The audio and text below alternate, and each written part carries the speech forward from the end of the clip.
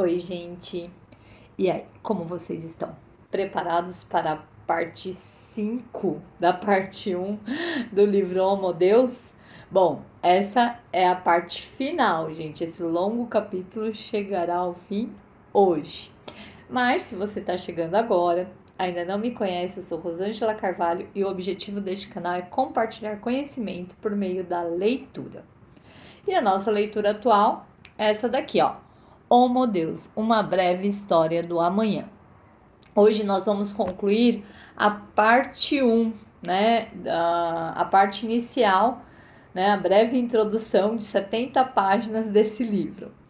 E aí, o que acontece? A gente já vem falando, né? Ela chama A Nova Agenda Humana.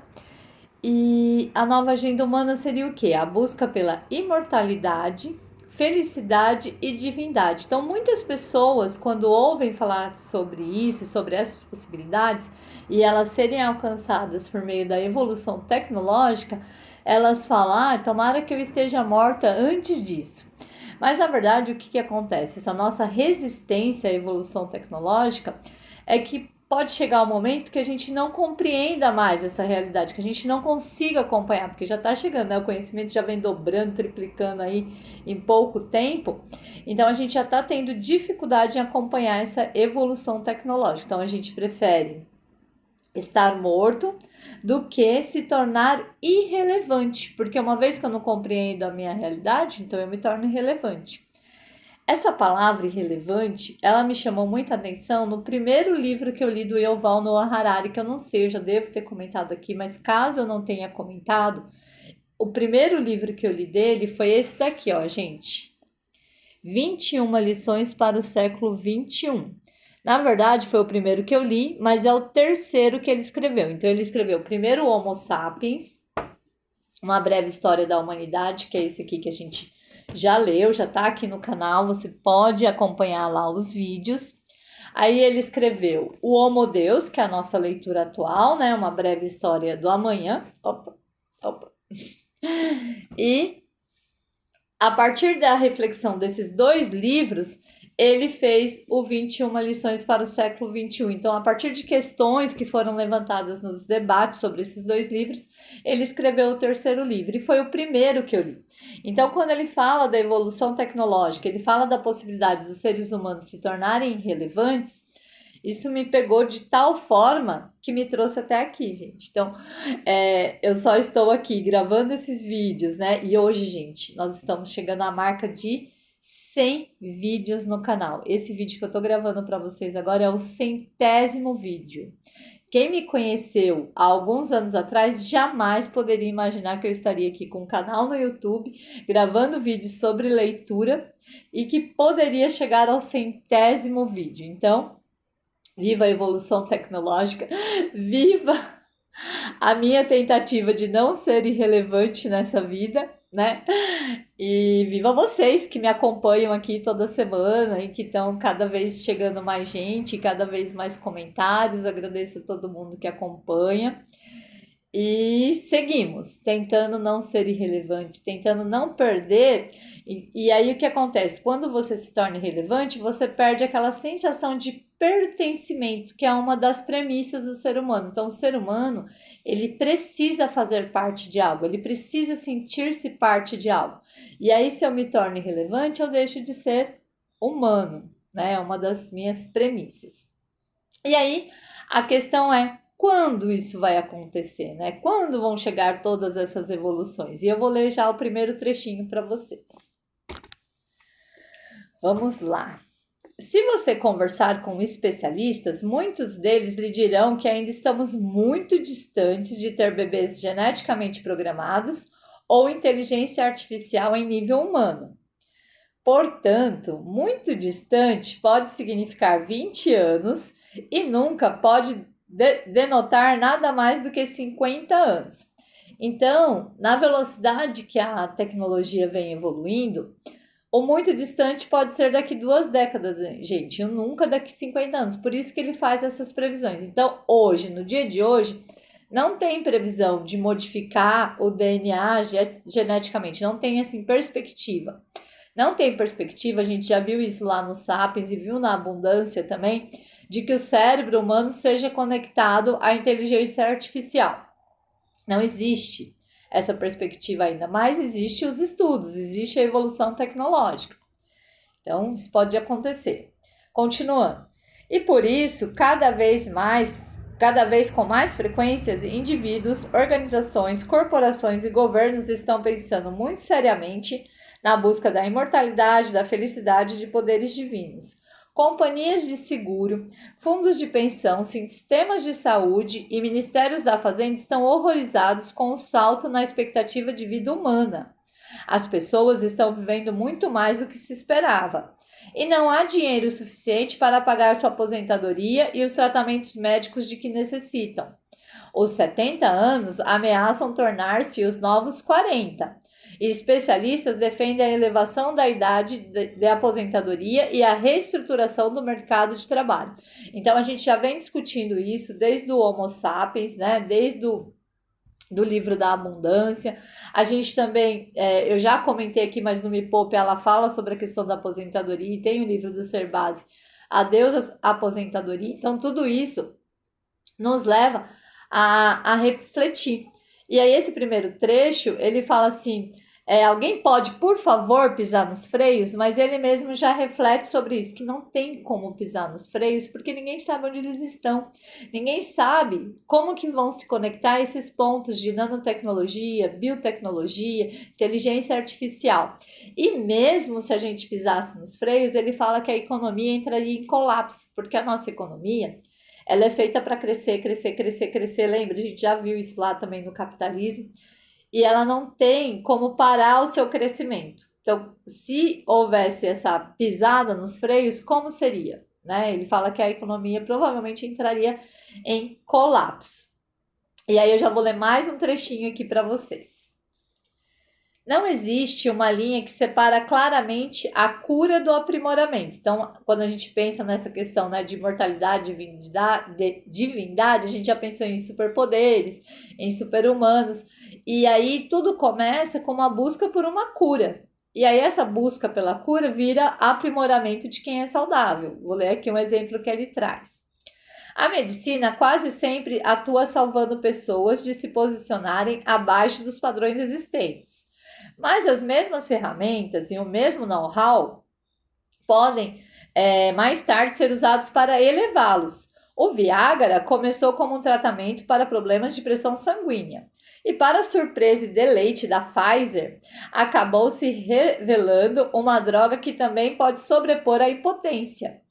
Ele permitiu que milhões de homens recuperaram aptidões sexuais normais, mas não demorou muito para que homens que não enfrentavam problemas de impotência passassem a usar a mesma pílula para elevar o padrão e adquirir uma potência sexual que não tinham antes. Então ele traz aqui um exemplo simples, né, que é do Viagra, que vocês já devem ter ouvido falar, que ele resolve o problema da impotência. Só que hoje em dia a gente já vê estudos, já tem estudos sobre isso, de que homens jovens, saudáveis, usam o Viagra para melhorar a sua potência.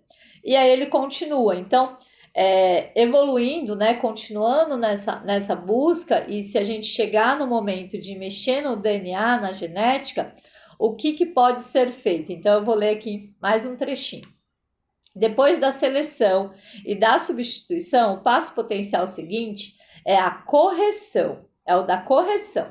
Uma vez que se torne possível corrigir genes letais, por que passar pelo transtorno de inserir algum DNA estranho, quando se pode reescrever o código e transformar um perigoso gene mutante em sua versão benigna? Né? Por que não? Poderíamos, então, começar a usar o mesmo mecanismo para consertar, além de genes letais, todos os responsáveis por doenças menos fatais, como o autismo, a obesidade e a estupidez. Quem ia querer que seu filho sofresse de algum desses males?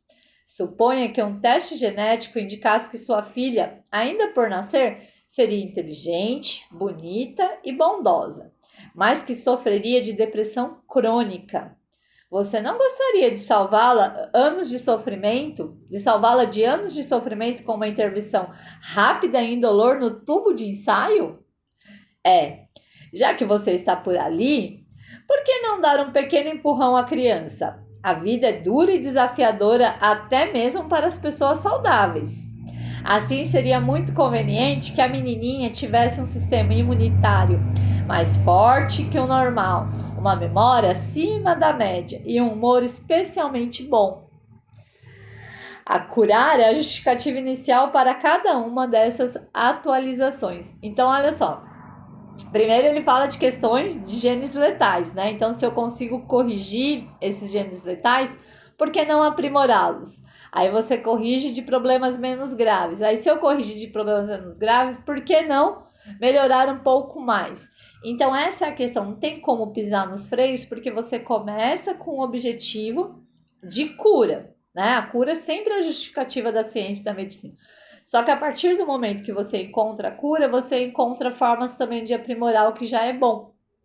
Então, esses são os nossos grandes conflitos. E aí ele vai trazer, ele vai refletir sobre essa questão, o paradoxo do conhecimento, é o próximo trecho. Então, se a gente está aí conhecendo, cada vez evoluindo mais, e a gente passa um momento que a gente não está conseguindo absorver esse conhecimento, não está conseguindo mais compreendê-lo, então qual que é esse paradoxo do conhecimento? Então ele vai trazer 4 pontos aqui, 4 justificativas para a gente refletir. Aí eu vou ler essas justificativas para vocês. Primeiro, não é isso que a maioria das pessoas efetivamente fará no século XXI. Provavelmente desempenharemos um papel menor, se é que teremos algum papel nesses projetos. Lembra que ele já questiona a questão de sermos irrelevantes. Então, ele traz essa discussão, mas não para a gente achar que a gente vai fazer tudo isso, mas para a gente refletir sobre isso. Aí, o segundo ponto. O que se tem aqui é uma previsão histórica e não um manifesto político. Mesmo desconsiderando a sina dos que vivem em favelas, não estamos certos, longe disso, de que devamos visar a imortalidade, a felicidade e a dignidade. A adoção desses projetos específicos pode ser um grande erro. Entretanto, a história está cheia de grandes equívocos. Considerando o que fizemos no passado e nossos valores atuais, é provável que saiamos em busca de felicidade, divindade e imortalidade, mesmo que isso acabe por nos matar. Terceiro, sair em busca de uma coisa que não é o mesmo que obtê-la. A história não raro é moldada por esperanças exageradas. Então, ó, ele traz a questão de que o ser humano, e eu ainda ontem estava assistindo um vídeo que a pessoa do vídeo falava que o Cortella fala sobre isso, que o ser humano é o único que tem consciência da morte. Então, todos morrem, todos os animais, as plantas, todos morrem. Mas nós somos os únicos que temos essa consciência, né? A gente sabe que o único fato, a única verdade da nossa vida é que nós vamos morrer um dia. Nós temos consciência disso. E, ao mesmo tempo, mesmo tendo essa consciência, nós somos os únicos que fazemos mal para nós mesmos. Um exemplo bem simples. A gente já sabe que o açúcar faz mal para a saúde. E aí a gente come doce. Então, a gente sabe que bebida alcoólica faz mal. E a gente bebe. Sabe que o cigarro faz mal. E a gente fuma. Então, a gente é o único animal, né, racional, porque nós estamos classificados como animais mamíferos, mas que tem uma consciência, e mesmo tendo essa consciência, a gente faz mal para nós mesmos. Então, olha só que coisa. E aí ele fala, né, o terceiro ponto. Então, mesmo que exista essa busca, não significa que a gente vai alcançar. Então, mesmo na história, existe a busca de coisas que não foram alcançadas. E aí o quarto ponto, e o mais importante, essa predição é menos uma profecia e mais um modo de discutir nossas escolhas atuais. Se essa discussão nos fizer optar por algo diferente, de modo que a predição se demonstre errada, melhor ainda, de que vale predições se elas não forem capazes de provocar nenhuma mudança? Alguns sistemas complexos, como o clima, são contrários a nossas predições. O processo do desenvolvimento humano, em contrapartida, reage a elas. Então, o que acontece? Ele está trazendo tudo isso não porque ele acredita que isso vá realmente acontecer. É possível que isso aconteça, mas a partir do momento que a gente pensa sobre isso, as nossas escolhas atuais elas podem ser modificadas e a gente pode chegar a outros caminhos, e não necessariamente a esse caminho que a gente está falando. Então, aí ele traz aqui um trechinho que ele fala sobre Karl Marx, lá no século XIX, quando ele fala, né, quando ele faz aquele...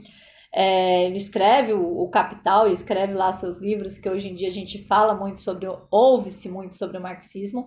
Eu confesso para vocês, não tenho conhecimento profundo sobre o marxismo, mas eu sei o pouco que eu vi na faculdade, nos estudos de história, de que ele fala das questões de classe, né, e da classe trabalhadora, e de como o trabalhador era desvalorizado, e como que o capital sobrepunha as pessoas, né? Então, quando ele faz essas previsões, né, que à época eram catastróficas, de que um dia haveria uma ditadura do proletariado, né? Os trabalhadores eles iriam se revoltar. O capitalista também sabia ler, né? O autor alerta aqui. Então, houve-se modificações, né? Começaram-se a haver direitos trabalhistas, direito às férias, diminuição da carga horária de trabalho. Então, os capitalistas, eles tomaram decisões, ele reagiu a essa previsão. E aí a previsão de Karl Marx foi para a lixeira da história, como o autor cita aqui, tá bom, gente? Não sou eu que estou falando, é o autor que cita. Mas, hoje em dia, a gente já está revendo tudo isso. E aí que ele chega nessa questão, vou ler outro trechinho aqui para vocês, desse paradoxo do conhecimento. Então, esse é o paradoxo do conhecimento histórico. Conhecimento que não muda comportamento é inútil, mas aquele que muda o comportamento perde rapidamente a sua relevância. Quanto mais dados tivermos e quão melhor compreendermos a história, mais rapidamente a história alterará seu curso, mais rapidamente nosso conhecimento se tornará obsoleto. Complexo, né, gente? Esse paradoxo do conhecimento. E aí ele fala sobre isso mesmo, sobre a questão da gente refletir sobre o passado. Não é refletir sobre o passado para repeti-lo, mas sim para libertar-se dele. E aí tem uma frase dele aqui, daquelas frases que eu gosto, sabe? De que ele nos reporta a imagens, e eu vou ler aqui para vocês. Cada um de nós e todos nós nascemos numa determinada realidade histórica, governada por normas e valores específicos e conduzida por um sistema econômico e político ímpar. Vemos essa realidade como um fato consumado e achamos natural, inevitável e imutável. Esquecemos que nosso mundo foi criado numa cadeia de eventos acidental e que a história configurou não apenas a tecnologia, a política e a sociedade, mas também os nossos pensamentos, temores e sonhos.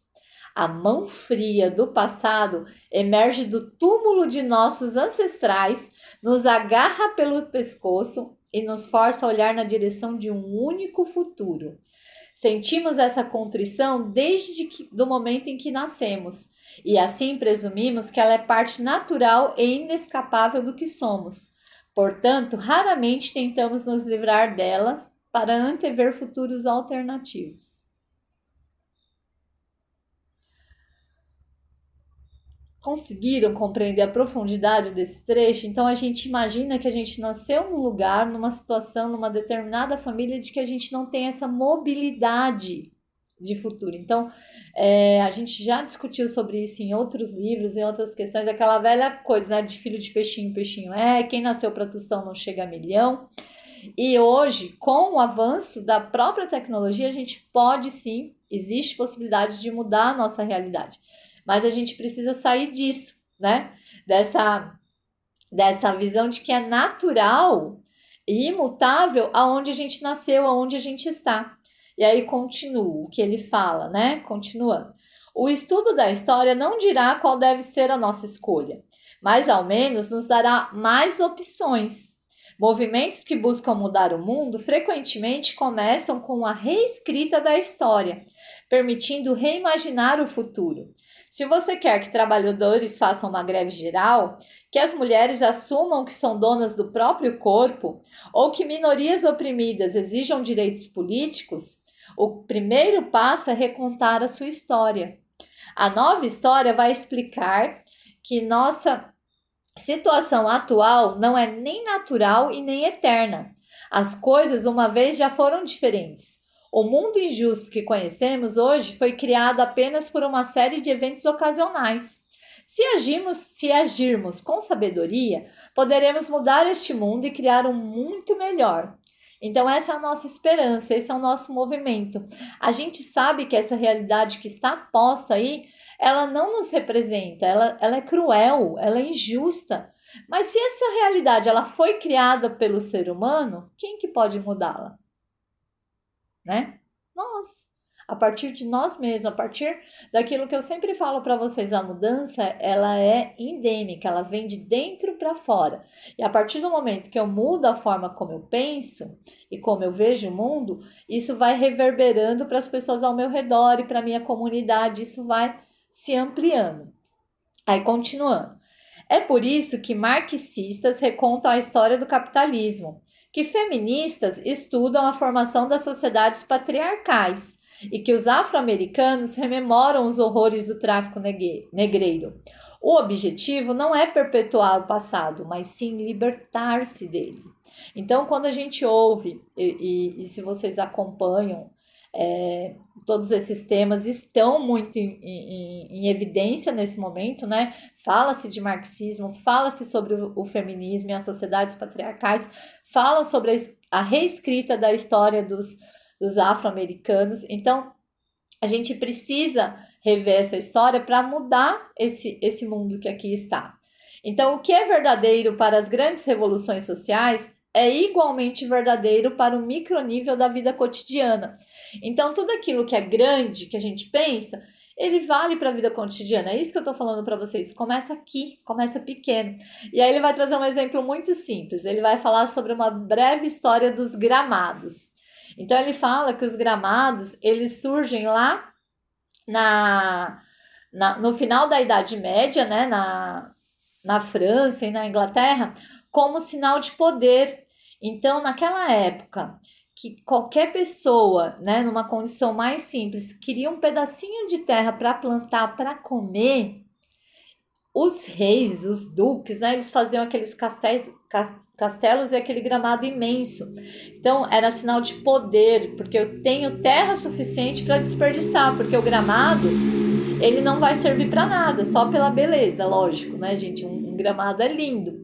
Então, só por sua beleza, e eu ostentava. Então, ele cita aqui no livro, né? Ele fala que se chegasse num lugar em que o gramado estivesse mal cuidado, isso era sinal de que aquela pessoa estava com problemas financeiros. E aí, lendo esse trecho, eu lembro que tem a frase célebre, né? Que a grama do vizinho sempre é mais verde. Então, aquilo que começa lá na história, né? Como uma ostentação, como um sinal de autoridade de poder, virou comum, né? Hoje em dia, nas casas de qualquer pessoa, e ele fala, por isso que ele fala da vida cotidiana, qualquer casal jovem hoje em dia que vai comprar a sua casa, em geral sonha em ter o seu gramadinho à frente da casa, né? O seu jardim e tudo mais. E aí ele fala como isso reflete, como isso foi para os esportes, né? Que os principais esportes, os esportes mais conhecidos também são jogados no gramado. E isso, se a gente não conhece a história, se a gente não sabe, se a gente não tem essas informações, isso está tão incutido na gente que a gente vai querer uma casa com gramado, né? Então ele nos alerta para isso. E aí eu vou ler o trechinho, mais um trechinho para vocês. Depois de ler essa breve história dos gramados, quando você for planejar a casa dos seus sonhos, pense 2 vezes antes de escolher ter um gramado em seu jardim.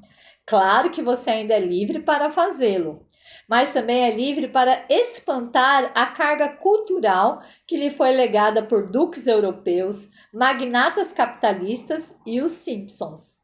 E imaginar um jardim de pedras japonês ou alguma criação completamente nova. Este é o melhor motivo para estudar história, não para poder predizer o futuro, e sim para se libertar do passado e imaginar destinos alternativos.